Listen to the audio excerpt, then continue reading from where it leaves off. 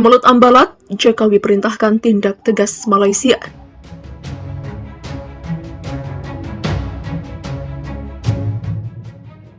Sekretaris Kabinet Andi Wijajanto menyatakan Presiden Jokowi telah mengetahui ketegangan antara Indonesia dan Malaysia di Blok Ambalat.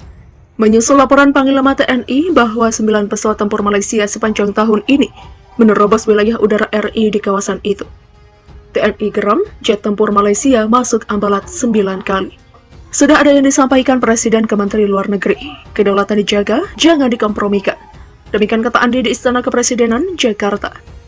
Panglima TNI sebelumnya telah mengirim surat resmi ke Kementerian Luar Negeri dan Kementerian Koordinator Politik, Hukum, dan Keamanan, meminta pemerintah RI untuk segera mengirim nota protes kepada Malaysia. Jadi, instruksi Jokowi agar bertindak tegas kepada pemerintah Malaysia terkait Ambalat. TNI khawatir perilaku jet-jet tempur Malaysia yang kerap nyelonong masuk Ambalat berujung pada lepasnya blok laut kaya minyak itu dari tangan Indonesia.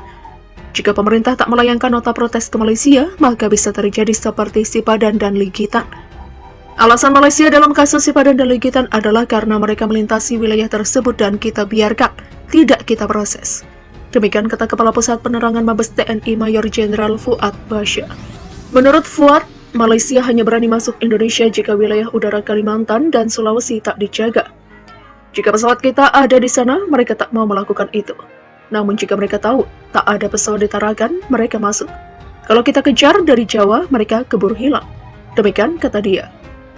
Ambalat yang terletak dekat perbatasan Kalimantan Timur dengan Sabah, Malaysia, merupakan blok laut kaya minyak seluas 15.235 km persegi yang terletak di Selat Makassar atau Laut Sulawesi. Wilayah itu kerap menjadi biang keributan Indonesia dan Malaysia mulai dekade 1960-an.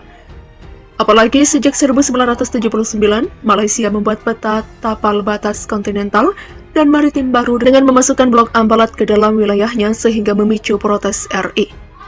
Perseteruan kedua negara memuncak pada 2002 ketika Mahkamah Internasional memenangkan Malaysia atas sengketa kepemilikan Pulau Sipadan dan Ligitan yang berada di perairan Ambalat. Indonesia dan Malaysia memang ditakdirkan menjadi negara tetangga. Wajar bila Indonesia dan Malaysia kerap terlibat friksi, di mana kasus Ambalat dan Sipadan Ligitan memanaskan tensi.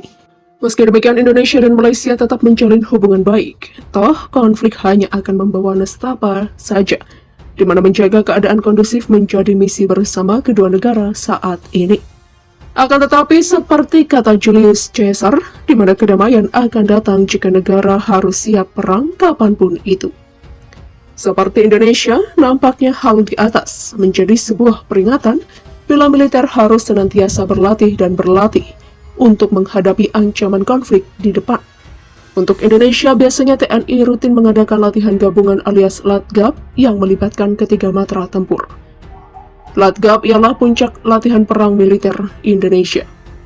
Latgab menggabungkan semua skenario latihan perang Armada Jaya TNI AL, Kartika Yuda TNI AD, dan Angkasa Yuda TNI AU. Di sana nantinya ketiga matra akan melaksanakan operasi militer gabungan di mana peran Network Centric Warfare atau NCW jadi pusat komando yang mengatur pergerakan, skala operasi hingga misi bagi setiap satuan TNI dari infanteri, kavaleri, artileri, pesawat tempur, dan kapal perang. Biasanya Latgab TNI diadakan di Puslat Batu Raja atau daerah lain dengan skenario wilayah NKRI diduduki negara Sonora. Kemudian armada penggebuk alias Task Force TNI ditugaskan untuk merebut kembali wilayah tersebut mulai dari pengerahan kapal perang yang mengangkut pasukan pendarat Korps Marinir, interdiksi jet tempur, penerjunan pasukan Linut, dan manuver mobile udara menggunakan helikopter. Biasanya pasukan Linut Indonesia akan terjun ke garis belakang pertahanan negara Sonora untuk mengajak-ajak musuh. Koreksi jika salah. Setelah itu skenario selanjutnya bisa melakukan serangan kavaleri menggunakan kendaraan lapis baja untuk melindungi gerakan pasukan infanteri.